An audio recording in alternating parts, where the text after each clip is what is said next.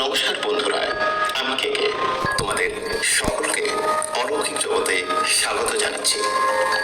এই চ্যানেলে মূলত মানুষের সাথে ঘটে যাওয়া সত্য ভৌতিক, দৈবিক ও অলৌকিক ঘটনাগুলোকে সংগ্রহ করে আমার ভয়েসের মাধ্যমে তোমাদের সকলের সামনে তুলে ধরে আমার একমাত্র উদ্দেশ্য।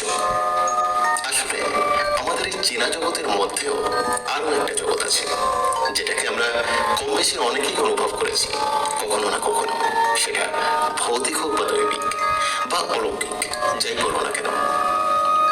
এই যেমন ধরো, রাস্তা দিয়ে তুমি হাঁটছো, হঠাৎ মনে হলো কেউ যেন তোমার হাঁটার সাথে তাল মিলিয়ে ঠিক তোমার পিছনে পিছনে হাঁটছে, কিন্তু পিছন ফিরে দেখতে তুমি কাউকে দেখতে পেলে না। সম্পূর্ণ রাস্তা জুড়ে তুমি একা, সাথে সাথেই তোমার পুরো শরীর জুড়ে একটা হিমশীতল স্রোত বয়ে গেল। বা যেমন ধরো, তুমি রাতের বেলা একা একা ঘুমিয়েছো, মাঝরাতে কোনো কারণে তোমার ঘুম ভেঙে গেছে, তো তুমি আবার ঘুমাবে। বেসিক্যালি এটাই স্বাভাবিক।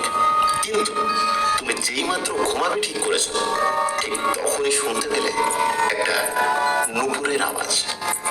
কে যেন আস্তে আস্তে হেঁটে চলেছে ঠিক তোমার রুমের জানালার ওপারে। ব্যাপারটা বড়ই অদ্ভুত, তাই না? যেটা আমরা সাধারণ বুদ্ধিতে বিচার করতে পারি না।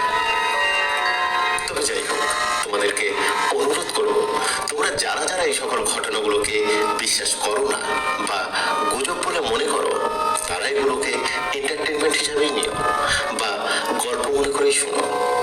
তাহলে চলো আর বেশি দেরি না করে চলে যাই অলৌকিক জগতের প্রথম এপিসোডে। অলৌকিক জগৎ, আমরা আছি তোমাদের মাঝে।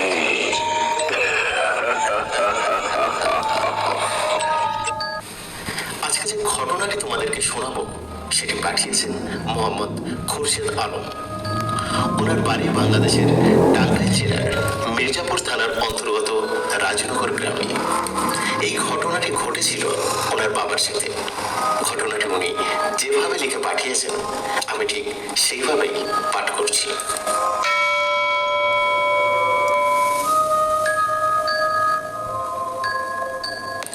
আমার আব্বু একটা সময় জীবিকা নির্বাহ করার জন্য রিক্সা চালাতেন। সময়টা হবে 1990 সালের দিকে। তখন কিন্তু অটো রিক্সা ছিল না, আব্বু পা রিক্সা চালাতেন। আমরা তখন অনেক গরিব ছিলাম। পরিবার ভালোভাবে চালানোর জন্য আব্বু রাতেও রিক্সা চালাতেন, রাত 12টা থেকে 1টা পর্যন্ত। তখন আমাদের এইদিকে কারেন্ট ছিল না, তাই আলোর তেমন কোনো ব্যবস্থা ছিল না। আব্বু তাই রিক্সার নিচে হেরিকেন বেঁধে সেই আলোতে রিক্সা চালাতেন। এইভাবেই চলছিল আব্বুর কর্মজীবন।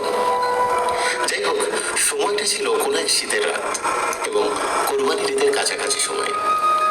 যেহেতু আর কয়েকদিন পরে ঈদ, এই জন্য আব্বু তখন আরো বেশি রাত পর্যন্ত রিক্সা চালাতেন।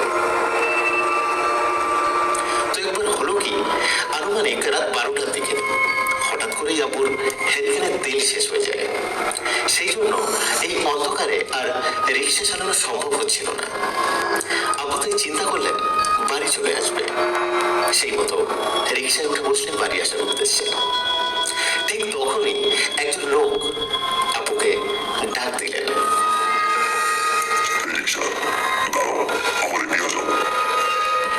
বারবার্তিক গলায় ডাকলেন লোকটা।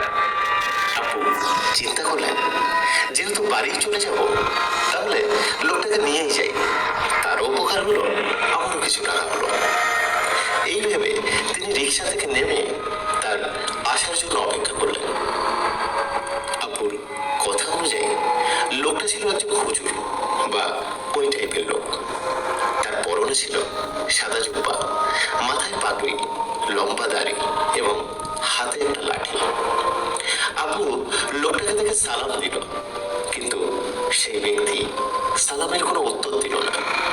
খুব তাড়াহুড়ো করে রিক্সায় উঠে বসলেন এবং আব্বুকে বললেন তাড়াতাড়ি চলো, তার নাকি দেরি হয়ে গেছে।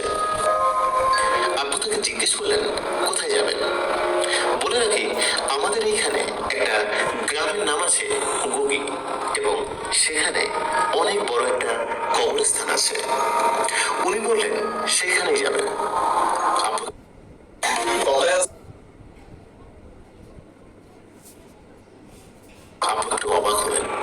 মনে মনে ভাবলেন, এত রাতে কবরস্থানে যেতে হবে? কারণ জায়গাটা এমনি বেশি একটা ভালো না। যাই হোক, লোকটা রিক্সায় উঠে বসেছে এবং বয়স্ক একজন মানুষ, তাকে তো আর না করা যায় না। এই ভেবে আবু আর কথা না বাড়িয়ে আল্লাহর নাম নিয়ে রিক্সা চালাতে লাগলেন। প্রায় 30 মিনিট রিক্সা চালানোর পরে তারা গন্তব্যস্থলে পৌঁছালেন। বলে রাখি, ওনারা যে এতখানি রাস্তা এসেছেন, বাট সেই লোকটা আব্বুর সাথে কিন্তু একটাও কথা বলেনি।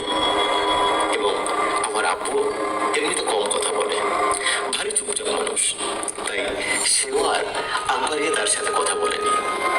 যাই হোক, গন্তব্যস্থলে পৌঁছে আব্বু লোকটাকে নামতে বলতে পিছন ফিরে যা দেখলো, তা দেখার জন্য আব্বু একদম প্রস্তুত ছিল না।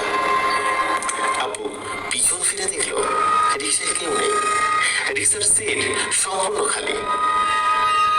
আব্বু ভাবলেন, লোকটা গেল কোথায়? আমি তো রিক্সা কোথাও থামাইনি।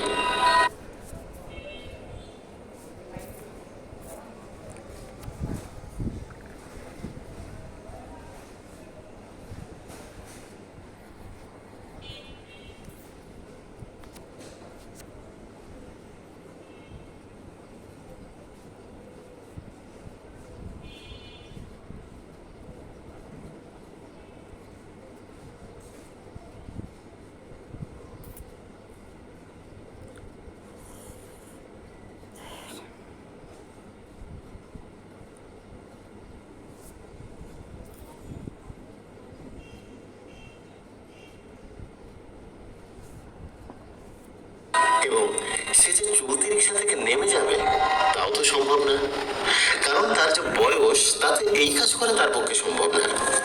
এমনটা ভাবছিলেন আর